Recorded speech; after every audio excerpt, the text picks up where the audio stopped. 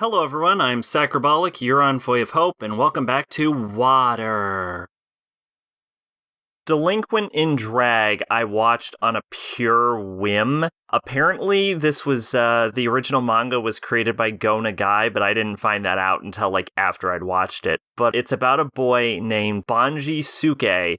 They call him Sukeban for short. Get it? Get it? You get it. And he gets kicked out of his old school, and his dad gets, fired, and the whole family has to move because they blew up half the town. And in his new school, he ends up getting entered into Amazon Academy as a girl. Despite the name of the academy, it is actually co-ed, but he ends up being entered into the school as a girl, and it's about the girls in the school picking fights with him, and they're part of a gang called the Pantyhose Squad, who's implied to work for what I think is probably the principal, who wants to get a pendant that Sukeban's mom gave to him, and I don't know why, because the OVA ends before we find out why. My guess is that the mom was the biggest hardcorest delinquent in Amazon Academy when she attended it, but I don't know.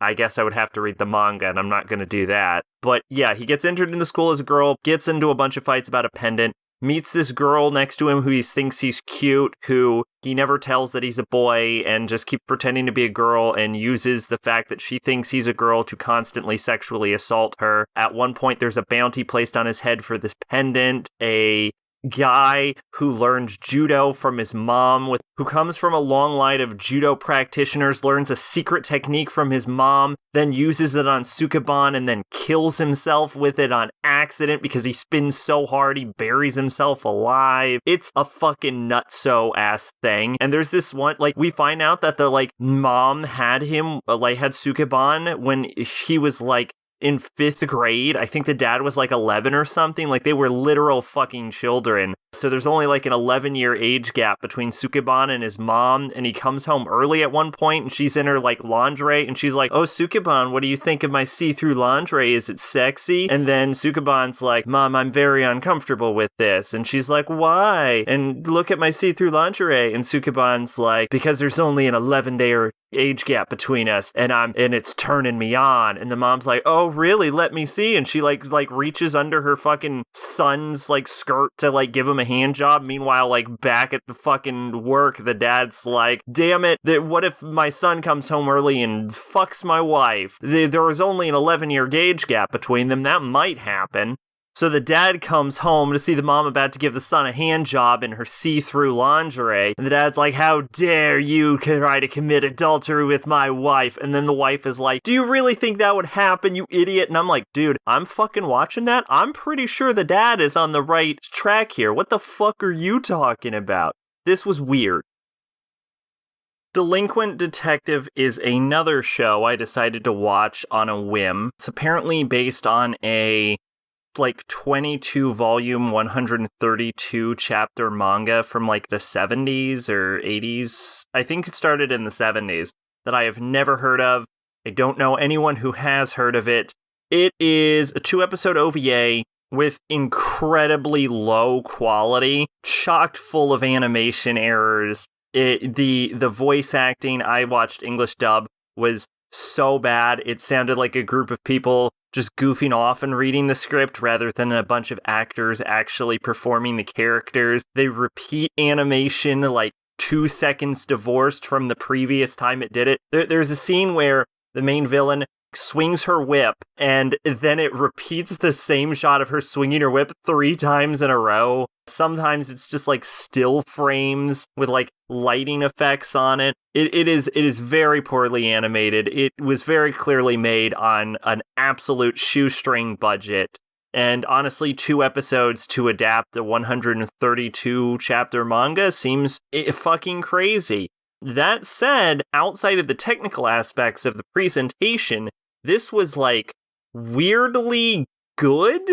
It can be pretty humorous how over the top some of the voice acting can be, and how kind of like 80s, 90s this fucking OVA is. Like the scene where the main character's walking into the school and they're just blaring synth going on is quite comical. So sometimes it manages to be so bad it's good, but then other times it manages to be so good it's a good. Sometimes it's just good, weirdly. Like they have some like actual meaningful dialogue, and the main character goes through an entire arc. I have not said what this is about before.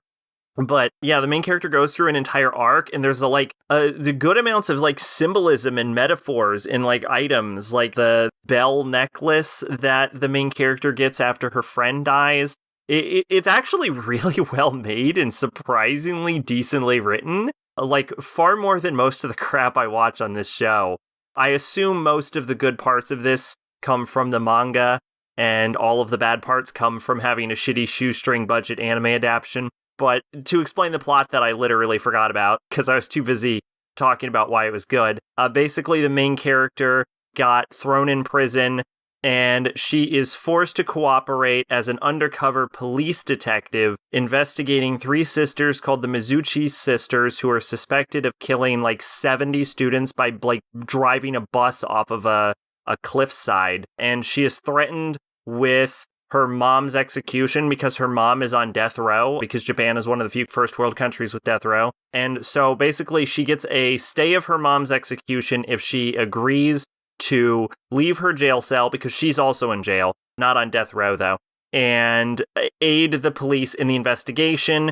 And so she does, and then she ends up coming into contact with these 3 like rich sisters who are just the worst people. It can be pretty stupid at times, but like I said, shockingly good writing.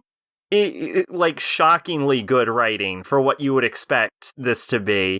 But on a technical aspect, the animation, god-awful. Yu-Gi-Oh! GX. Game on, get your game on.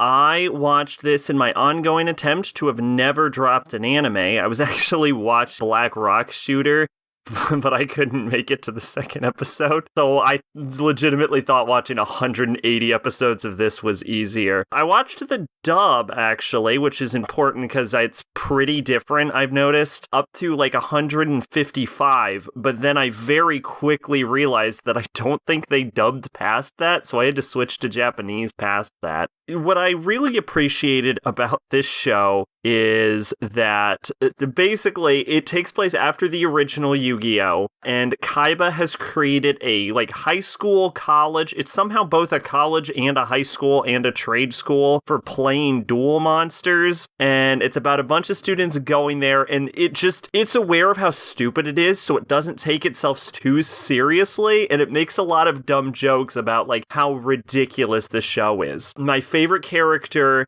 is Chaz the Chaz Princeton, who is just a delight. Every moment he is on screen is the best moment of the show. The only gripe I have with his character is that he appears less and less as the show goes on. I think that the plot lines and the handling of the show is actually a lot better than the original, weirdly enough. The biggest issue with it overall is that some of the arcs drag on for a very long time. Like, I think arguably the most famous arc of the show is probably the Sacred Beast arc, which is like the first arc, but that only lasts like 20 episodes. And then it gets into like the Light arc, which lasts like 80 or something episodes. So, and it just goes on for way too long, just like beating the same dead horse. The duels are a lot snappier in this one, which is good, but it also means that there's almost too many duels and not enough story. I honestly, if you would cut,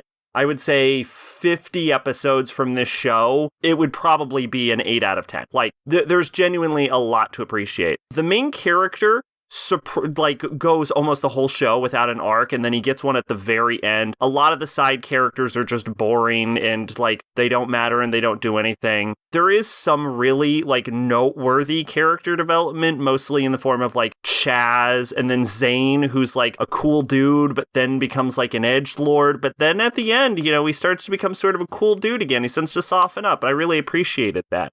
I really appreciated what they did with the villain Yubel, who like felt betrayed by Jaden the whole time, and then at the end they like reconcile, and like he like abandoned her is like the big issue, and then at the end they merge into one. It's fucking great, and it's like symbolized legitimately. There's symbolism in this show because Jaden's signature like dueling techniques are by the utilization of fusion, and so it's the idea of like combining powers, and he fuses with Yubel. It's great. I actually can't believe it's as well written in that regard as it was. And like the best moment I think in the show for me is in the like final duel, the real final duel, because the fucking Yugi versus Jaden isn't a final duel. Fuck off. Jaden versus the alien deity is a real final duel. But like the fucking god of like depression pretty much like steals Yubel and summons her onto his side of the field, and fucking Jaden takes Neos, which is like a symbolization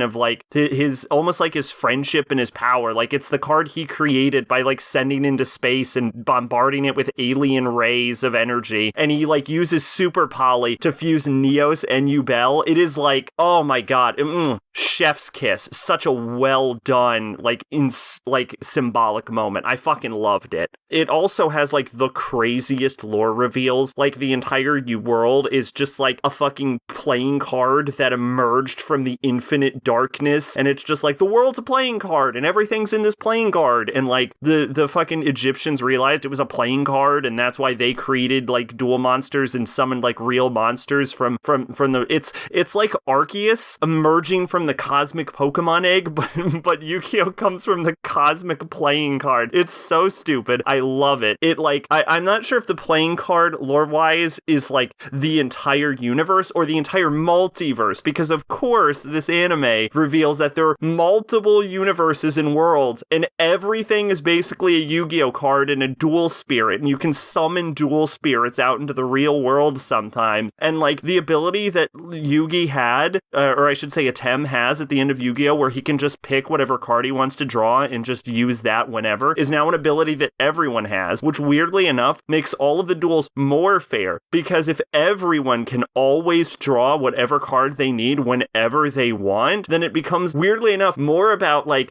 designing your deck and creating strategies and working with the cards you have than it becomes about like who can pull off the most magic bullshit. So it's weirdly more fair. Like giving everyone superpowers took away everyone's superpowers. It's weird. Like the duels are, I would say, a lot better in a way and less contrived and less cheaty and bullshit. I wouldn't say they're like great, but overall this is a pretty solid show, all things considered. It just like it gets really boring in parts because some parts just drag on for way too long.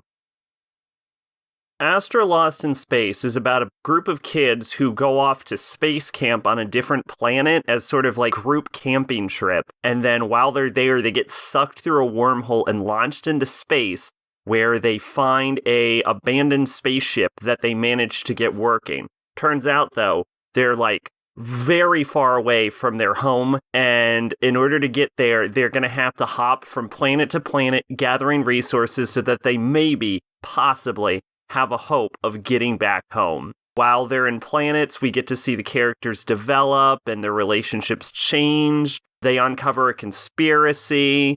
Characters are all likable. There's a great romance scene.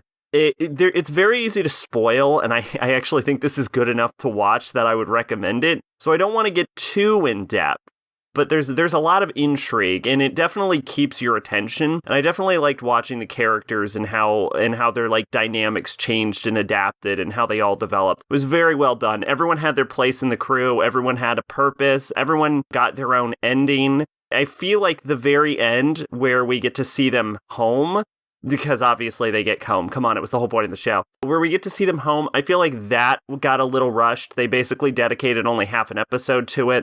I would have liked this to be a 13-episode series and given the ending like its full gravitas. So it ended up feeling a little lackluster towards the end there. And I think some of the intrigue plot twists got a little ridiculous towards the end. But overall, really great experience, really great watch. Definitely recommend it. Karakuri Circus is an anime about a young boy whose dad has just died, and he's set up to be the heir of his like family fortune, but he's being chased down by assassins who want to kill him. And he is greeted by a white-haired woman from a circus called Shirogane and a dude named Narumi who has studied kung fu. But as it goes on, we find out that the assassins use sort of like battle puppets, kind of like marionettes that they control in combat. And we learn about something called Zanfa syndrome, which forces you to make other people laugh or you die. And we find out about automata that are being controlled by the Midnight Circus, which are all designed to make this woman named Francine laugh several hundred years ago. Or I should say, a marionette created from the dead body of Francine. Look, it's a long story. Apparently, this anime is they tried to adapt like 46 volumes into 36 episodes, and they really botched it, from what I've heard. Which tells me that the manga must be a goddamn masterpiece, because this anime was really good.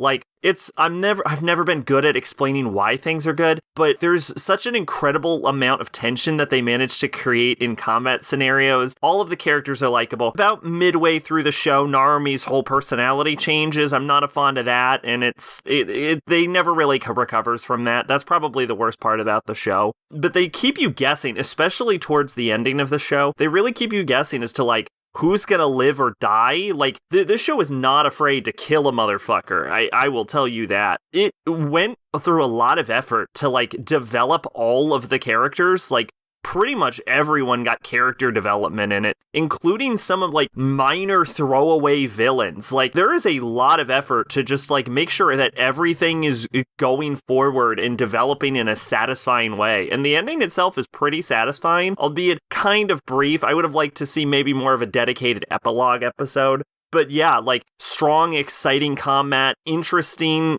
like, fleshed out characters. Really interesting aesthetic. I wasn't super fond of the aesthetic at first, but I really came around to it. This show has one of the most greatest characters I've ever seen in my life. Merry-Go-Round Olsen, who is just a dude with a merry-go-round on his head. I'm not going to elaborate any more on that. He's a villain. He's fucking great. I think he was alive for all of one episode, but he's such a quirky character that I think I will for always remember Merry-Go-Round Olsen, because it's a full-sized merry-go-round on this man's head. A full-sized merry-go-round. It is so fucking absurd. I love it. I love the characters. I loved the combat. This show was fucking great. Very, very solid all around. Honestly, I kind of want to read the manga now. Like, if this is what the botched version looks like, damn. Hensuki, Are You Willing to Fall in Love with a Pervert as Long as She is a Cutie, is about a guy who is surrounded by a harem of beautiful girls, and he gets a love letter that is not named and is accompanied by a pair of pink underwear, and he has to figure out who does the underwear belong to. So he goes along and tries to figure out which of the girls around him the underwear belongs to, while investigating, finds out that they're all, as the show would call it, perverts. One of the girls wants him to treat her as a dog. One of them wants to enslave him. One of them just wants him to, like, clearly wants to be his girlfriend, but also wants him to fuck his best friend. One of the girls is really into scents, and one of them is an exhibitionist. Admittedly, when the blonde loli girl is revealed to want to enslave him, I have just never been so turned off by any character in anything ever. I learned something about myself from this show, which is I'm super, super not into that. But anyway, and there is a subplot about this girl that wants to, like, date his best friend, but his best friend is pedophile adjacent, and so it's about trying to, like, get them into a relationship. What I think just actually speaks to Hensuki's credit is that the cast is actually strong enough, and the relationships between the cast is actually interesting enough, that solving the mystery of who left him the panties and who left him the love letter in the first place is just the least interesting thing about the show, because it's clear that all of the girls are into him. So to me, it doesn't matter which one left the specific message. The show does address it. I thought it wouldn't. It does. It's actually a surprising enough answer that you don't get until, like, I think, like, the ending credits of the final episode. But it is answered, it is satisfied enough, and I genuinely laughed out loud at the resolution of it. The show is actually decent enough. What I will say is that it has a massive consent problem, which is to say that I feel kind of really bad for the main character, because he just wants, like, a sort of, like, normal vanilla relationship, and all of the girls around him are, like, super into their fetishes. They force their fetishes onto him, and he even, like, brings up at times where it's like, I do not consent to this, and they're like, we don't fucking care if you consent to this. Our fetish is overriding your consent. And I'm like, ugh, this show can get a little rapey sometimes.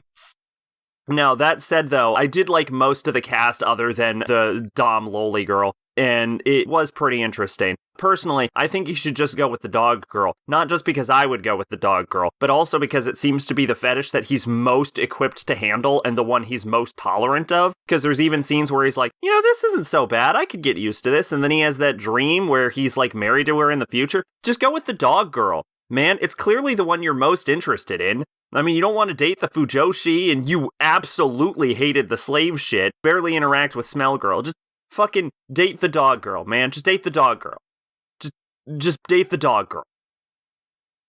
Special 7, Special Crime Investigation Unit, takes place in an alternate world where there's humans, elves, vampires, and they say they're dwarves, but they're like double the size of humans, all living in a sort of modern society.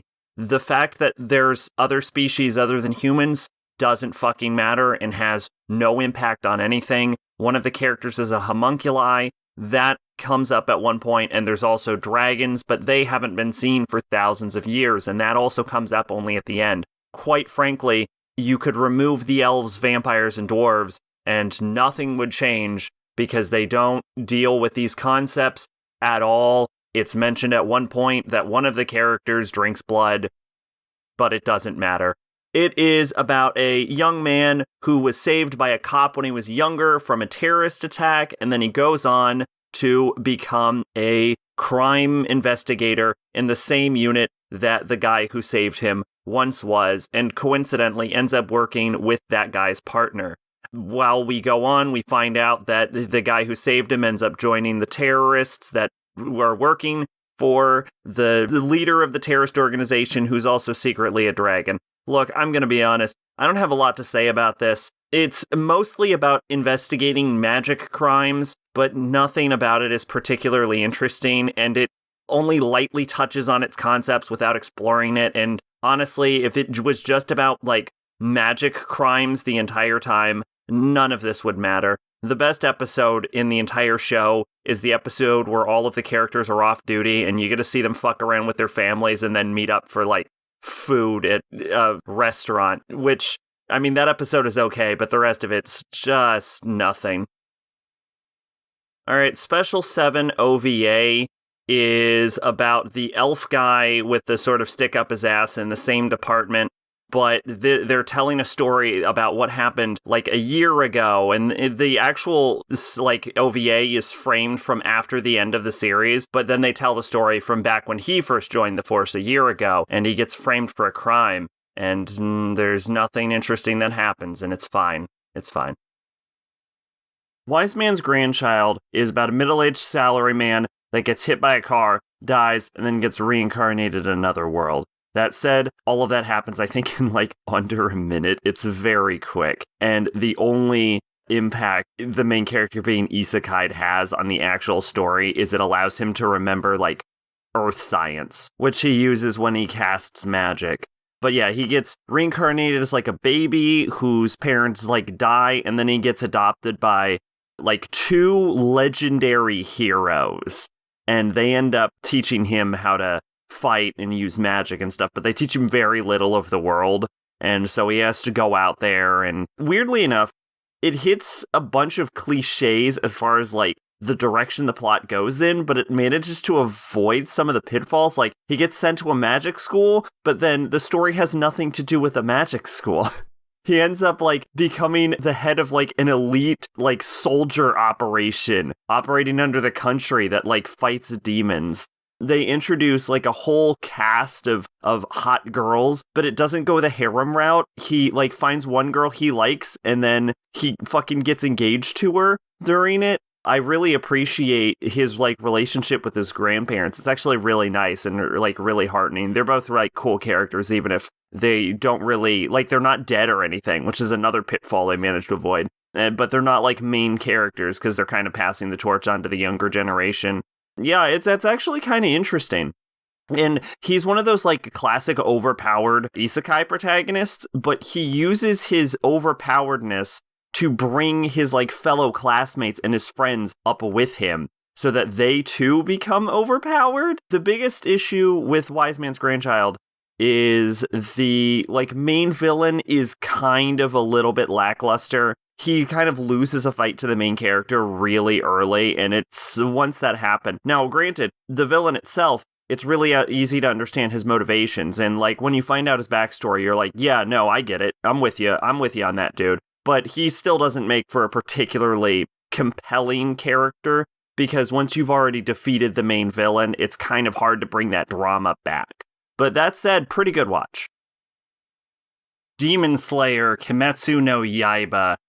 I actually found this one pretty boring for like the first 18 episodes. I thought the characters were all pretty flat, most having only one or two major personality traits. I thought the fight scenes were incredibly boring. It's mostly just like the character dodges, character dodges, character dodges, character dodges, and then eventually they finally hit something. There doesn't really feel to be any sort of like strategy or nuance, but there's not enough spectacle for it to conquer in that direction either. It's nicely animated, which is what I normally see the show praised for, but I'm also not a particularly fond of its like art style. I didn't really have like a soundtrack that stood out to me, and the story is like the idea of trying to save his sister from being a demon sounds interesting on paper, but there's not enough interaction with the sister to sort of get a familial bond kind of thing going. I mean, there's hints at it. I'm not going to say there isn't hints at it, but there's not enough for me. She spends most of the time in a box, and really, it's just like the main character gets directed. He has no real agency of his own outside of the first few episodes. He's just told where to go by a crow, and then stuff happens to him once he arrives in his destination. And it's almost too fast as far as the progression goes, because he goes to like 2 missions, and then all of a sudden he's able to like fight top level demons. It just feels incredibly unrealistic how quickly his character develops. So yeah, definitely not fond of the like first 18 episodes. There's like a hint, I think, around like episode 14, I think, where he's hanging out with like 2 other guys, and I thought that was a pretty interesting episode. And then about halfway through episode 19, because the first half of episode 19 is pretty boring too. Basically, episode 20 onward, I actually enjoyed, but that is a minority of the episodes of this show, and most of this show just left me incredibly bored. Kimetsu no Yaiba Mugen Train is a movie that takes place pretty much right after the end of the anime series. It is decent enough, I guess, despite I'm actually a little disappointed because the end of the anime ended with this cool, like, Escher-esque, like, Japanese-style castle, and I thought, like, maybe that's what the train would look like on the inside, but no, it looked like a train on the inside. This movie is mostly about them sleeping, and then they fight a train, and then once they finished fighting the train, a random demon comes out of nowhere and beats the shit out of them. There's no setup, and it's incredibly lame. Obviously, because it's a movie, it, is well animated. And what I will say, though, is I didn't completely dislike this movie, because I actually did like the parts of it. I thought getting to see Tanjiro with his family and getting to see his, like, feelings and having to deal with issues of, like, his dreams, I actually thought that was pretty interesting. And I thought that the final speeches from Rengoku and Tanjiro at the end, I thought those were actually pretty interesting. What I have to say is I really liked the end of the movie, probably the last maybe 10 minutes of the movie. And I really liked the middle part where Tanjiro was asleep. But I found most of the movie decent. There's some good atmosphere building up when they first get on the train, but nothing too great about any of it. All right, and thank you for watching. Hopefully you had a good time. If you want more of me, come check me out on my Twitch channel. We finally finished Persona 2, and we're moving on to the viewer-requested Undertale, and then Pokemon X. Hopefully I won't take me like 5 months to make the next episode of Water. Hopefully I can get it out a little bit quicker. But yeah, I've been Sacrobolic, your Envoy of Hope, and see you next time. Bye-bye.